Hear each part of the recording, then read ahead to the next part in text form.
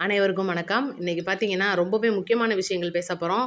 முன்னாள் அமைச்சர் ஆர்.பி. உதயகுமார் அதிமுககாரரு. அவர் மேல பாயப்போற மிகப்பெரிய ஒரு வழக்கு.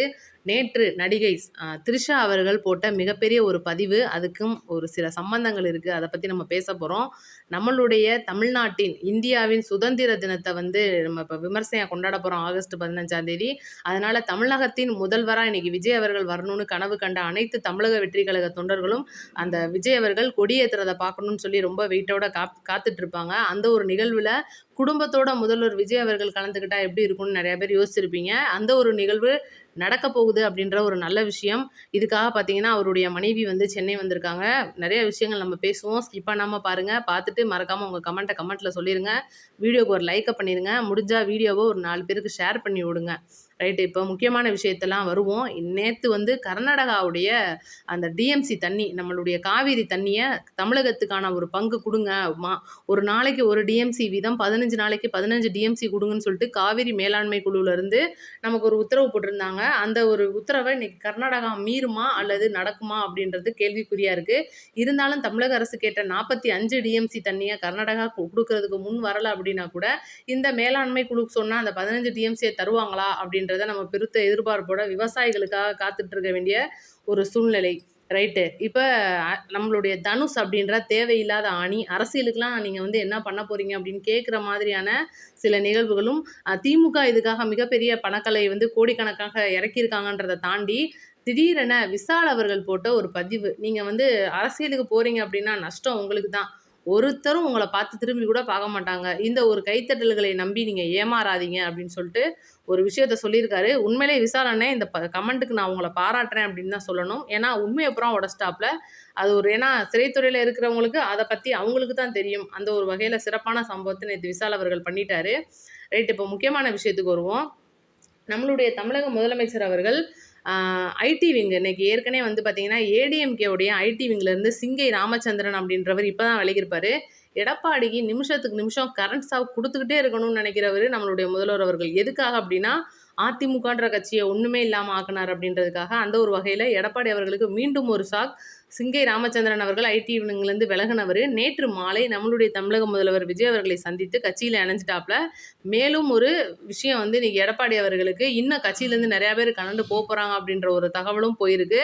அந்த ஒரு வகையில் ஆர்.பி. உதயகுமார் மேலே பதியப்பட்ட ஒரு வழக்கு தூத்துக்குடியில். எதுக்காக அப்படின்னா, நடிகை திரிஷா அவர்கள் தான் துணை முதல்வர் அப்படின்னு சொல்லிட்டு அவதூறு தாக்குற மாதிரியா திடீர்னு வீடியோ வெளியிடுறது, பொது மேடைகள்ல அசிங்கமா பேசுறது, திமுக மட்டும் கிடையாதுன்னா நாங்களும் பேசுவோம்னு சொல்லிட்டு போட்டிக்கு போட்டி பேசி இன்னைக்கு அதிமுகவுடைய ஆர்.பி. உதயகுமார் வழக்கு வாங்கியிருக்கார் அப்படின்ற ஒரு தகவலும், திரிஷா அவர்களுடைய ரசிகர் மன்றங்கள்ல இணைஞ்சு ஒரு மிகப்பெரிய கண்டனம் தெரிவிச்சு ரோடு ஃபுல்லா பார்த்தீங்கன்னா நிறைய ஏரியாவில் குறிப்பாக அவருடைய மதுரை ஏரியாக்களில் பார்த்தீங்கன்னா போஸ்ட் அடிச்சு ஒட்டி அவருக்கு ஒரு கண்டனத்தை தெரிவிச்சுட்டு வந்திருக்காங்க.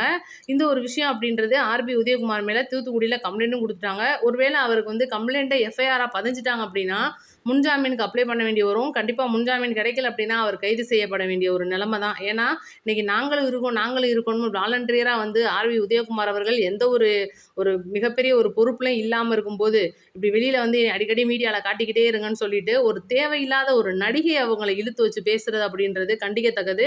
அதனால தான் வந்து அவர் மேலே ஒரு வழக்கும் போட போகிறாங்க. போட்டுட்டாங்கன்னே சொல்லணும். ஏன்னா வெயிட்டான கம்ப்ளைண்ட்டாக இறங்கியிருக்கு தூத்துக்குடியில். ரைட். இப்போ முக்கியமான விஷயத்துக்கு வருவோம். இந்த விஷயம்லாம் தாண்டி இந்த விஷயம்லாம் திரிஷா அவர்களுக்கு வந்து போயிருக்கும். இதை தாண்டி நேற்று அவருடைய பாட்டியான ஒருத்தருக்கு 98 வயசை கொண்டாடி ஒரு பிறந்த நாள் நிகழ்வில் அவங்க வந்து ஒரு போஸ்ட் போட்டிருக்காங்க. என்ன போட்டிருக்காங்க அப்படின்னா 3 விதமான பதிவுகள். உங்ககிட்ட நீங்கள் யாருக்கு என்ன தர்றீங்களோ அதே தான் உங்களுக்கும் திருப்பி வரும் அப்படின்ற ஒரு பதிவும், நீங்கள் இழந்த அத்தனையும் உங்களுக்கு திரும்பி கிடைக்கும் அப்படின்ற ஒரு பதிவும் வந்து போட்டிருக்காங்க. இதை யோசிச்சு பார்க்கும்போது ஒருவேளை நம்ம எதை சொல்ல வர்றாங்க அப்படின்னு நிறைய பேர் வந்து ஆராய்ஞ்சு நேத்தே அவங்களுடைய அந்த மெசேஜை டேக் பண்ணி பார்த்தீங்கன்னா பலவிதமான சமூக வலைதளங்களில் வைரலாக பரவிக்கிட்டு இருக்கு. இவங்க சொல்ல வர்றது இவரை தான்ப்பா சொல்கிறாங்கன்னு சொல்லிட்டு மிகப்பெரிய அளவில் சொல்லியிருக்காங்க. பார்ப்போம் அவங்க யாரை சொல்லியிருக்காங்க அப்படின்னு. ஏன்னா இன்னைக்கு நேற்று பார்த்தீங்கன்னா ஈவினிங்க்கு மேலே நம்மளுடைய முதலமைச்சர் விஜய் அவர்களுடைய மனைவியான சங்கீதா அவர்கள் அந்த பார்த்தீங்கன்னா நம்மளுடைய தமிழக முதலமைச்சர் அவர்கள் கோட்டையில் கொடியேற்றுற அந்த ஒரு நிகழ்வில் கலந்துக்கிறணும் அப்படின்ற ஒரு ஆவலோட வந்திருக்காங்கன்றது தகவல். இன்னும் அதிகாரப்பூர்வமாலாம் வரல. ஏன்னா அவங்க வந்து நேற்று தன்னுடைய மகனான சேஜன் சஞ்சய் அவர்கள் வந்து போய் கூட்டிகிட்டு வந்திருக்கிற ஒரு விஷயம்லாம் வந்து சமூக வலைதளங்களில் வைரலாக பரவிட்டு இருக்கு. மாஸ்க் போட்டுட்டு யாருக்கும் தெரியாம வந்திருக்காங்கன்றத சொல்லிக்கிறாங்க. ஆனா எதுக்காக?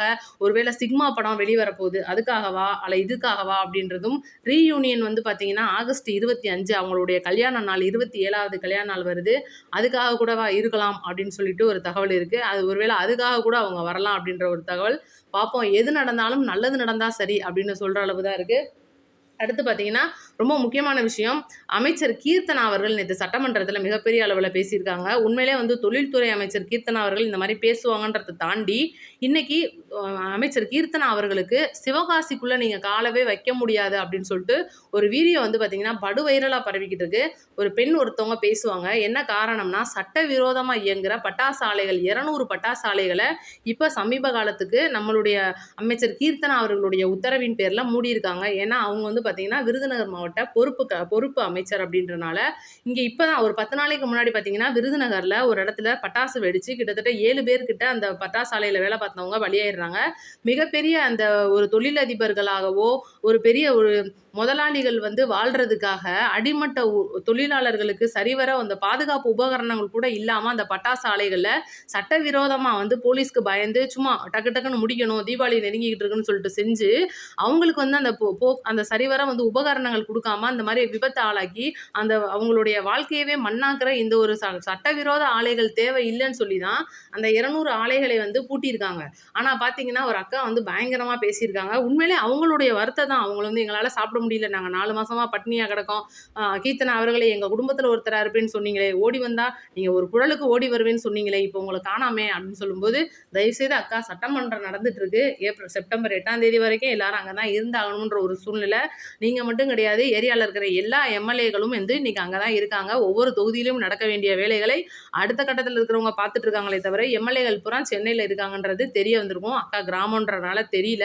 ரைட் இப்போ முக்கியமான வருவோம். அக்காவுக்கு வந்து வேலை அப்படின்ற ஒரு இடத்துல அவங்களுடைய வறுமை அப்படின்றத அப்படி பேச வைக்குது. அதுக்காக அவங்கள நம்ம குறை சொல்ல முடியாது. ஆனா பாருங்க, சம்மந்தமே இல்லாம ஒரு முதலாளி வாழ்றதுக்காக அடிமட்ட தொழிலாளி உயிரிழக்கிறாங்க. அந்த சட்டவிரோத ஒரு ஆலை. நாங்க வந்து சட்டவிரோதமா நடத்த விரும்பல. எங்களுக்கு வந்து லைசென்ஸ் குடுங்கன்னு சொல்லி நீங்க கெத்தா வந்து கேளுங்க. இடத்த காட்டி அந்த ஒரு அரசு அங்கீகரிச்சிருக்கிற இடத்தெல்லாம் வந்து சரிவர இயங்குதான்னு பார்த்து, அதுக்கான லைசென்ஸ வாங்கி நீங்க நடத்துனீங்க அப்படின்னா, உயிர் சேதமும் ஆகாது. நீண்ட நாள் வந்து நம்ம நல்லா இருக்கலாம். ஆனா சட்டவிரோதமா தான் நாங்க நடத்துவோம். அதுக்கும் நீங்க அனுமதி தான் குடுத்தாகணும். எத்தன பேர் வேணாலும் நாங்க செத்துட்டு போறோம்ன்னு சொன்னா, நீங்க என்ன திமுக அரசு ஆளுதுன்னு நெனச்சுட்டு இருக்கீங்க. இது முழுக்க முழுக்க மக்களுக்கு பாதுகாப்பான அரசா தான் இருக்கும். அதனால தயவு செய்து அதுக்கான வழிமுறைகளை பாருங்க. இதுக்காக நீங்க மிரட்டல் விடுற விதமா வந்து அவங்களுடையது இருக்கு. நீங்க சிவகாசியில கால கீழ வச்சிர முடியுமா அப்படின்னு கேட்டா, இத நம்ம என்ன சொல்றதுன்னு தெரியல. இதுக்கான கமெண்ட்ட வந்து நீங்க கமெண்ட்ல சொல்லுவீங்கன்னு நெனைக்கிறேன். ரைட் இப்போ முக்கியமான விஷயத்துக்கு வருவோம். எல்லாரும் கேட்ட மிக முக்கியமான விஷயம், பிறப்புச் சான்றிதழ்லேருந்து, இறப்புச் சான்றிதழ்லேருந்து, ஜாதி சான்றிதழ் வாங்குறதுக்கு திமுக ஆட்சி காலங்கள்ல பல நீங்கள் ஆயிரக்கணக்கான லஞ்சங்கள் குடுத்துருப்போம். நடையோன்னு மாநகராட்சிக்கும் அதுக்கும் நம்ம நடந்திருப்போம். ஏன்னா, நாங்க அந்த அளவுக்கு பட்டுருக்கோம். இப்ப பார்த்தீங்கன்னா, நம்மளுடைய அமைச்சர் செங்கோட்டையன் அவர்கள் ஏற்கனவே இந்த விஷயத்த பிரஸ் மீட்ல சொல்லியிருப்பாரு. நீங்க ஏதாவது ஒரு அரசு சான்றிதழ் வாங்கணும்னா 5 நாள்ல வாங்கலாம்னு சொல்லி ஒரு வார்த்தையா தான் சொல்லியிருப்பாரு. ஆனா, இத இன்னைக்கு நடைமுறைப்படுத்திட்டாங்க. நீங்க சான்றிதழ் வாங்கணும் அப்படின்னா, ஈஸியா நீங்க வந்து பார்த்தீங்கன்னா, சேவை போர்ட்டல் அப்படின்னு சொல்லிட்டு நம்ம ஃபோன்லயோ, லேப்டாப்லயோ, கம்ப்யூட்டர்லயோ வச்சிருக்கிறவங்க பண்ணிக்கலாம். இல்ல அது எங்களுக்கு பண்ண தெரியாது. ஏன்னா இப்ப சேவை போர்ட்டலுக்குள்ள நீங்க போயிட்டீங்கன்னா, எந்த ஆப்ஷன் வேணும், என்ன பண்ணணும், எந்த துறை சம்மந்தமா இது எல்லாத்துக்கும் நான் தனியாவே வீடியோ போட்டிருக்கேன். ரூ. 1000 வாங்குறதுலேருந்து, இளைஞர்களுக்கு குடுக்க போற ரூ. 4000 வாங்குறதுலேருந்து, விவசாயிகளுக்கு குடுக்க போற பணம் வாங்குறதுலேருந்து எல்லாமே அதிலேயே இருக்கும். ஆனா, இல்ல எனக்கு அப்படி பண்ண தெரியாதுங்க. எனக்கு வந்து அந்த அந்த அளவுக்கு படிப்பறிவு இல்லன்னு நெனைக்கிறவங்க, சேவை மையத்துக்கு போனீங்கன்னா, ரூ. 50 செலவுல உங்களுக்கு நீட்டா எடுத்து குடுத்துருவாங்க. அது அவங்களுடைய கட்டணம் தானே தவிர, இதுக்கெல்லாம் எதுக்கு காசு வாங்குறாங்கன்னு யாரும் கொதிச்சிராதீங்க. வேலை பார்க்குறாங்க, காசு குடுக்குறோம், பிரிண்ட் அவுட்லாம் எடுத்து குடுக்கணும். ரைட்டா? இப்ப சான்றிதழ், சாதி சான்றிதழ், பிறப்புச் சான்றிதழ், இறப்புச் சான்றிதழ், இருப்பிடச் சான்றிதழ், வருமான வரி சான்றிதழ் அனைத்து சான்றிதழ்களும் நீங்க வந்து பார்த்தீங்கன்னா, 5 நாளுக்குள்ள, 15 நாளுக்குள்ள வாங்கிரலாம். உங்க ஏரியால இருக்கிற அந்த ஒரு சேவை மையத்தையோ, அல்லது இல்ல நான் ஃபோன்லயே பண்ணிக்கிறேன்னா, போர்ட்டல் சேவை மையத்தையோ வந்து எடுத்துட்டு அத வந்து பண்ணுங்க. நெறைய பேர் கமெண்ட்ல கேட்குறீங்க. அதனால தான். இல்ல இதுவும் வந்து இன்னும் எனக்கு பத்தல, விவரம் எதனா வேணும்னா மறக்காம கமெண்ட்ல கேளுங்க. அதுவும் உங்களுக்கு நான் பதில் சொல்றேன். இன்னும் அடுத்தடுத்த நியூஸ்களோட வந்துடுறேன். நோட்டிஃபிகேஷன் ஆன் பண்ணி வைங்க. நன்றி, வணக்கம்.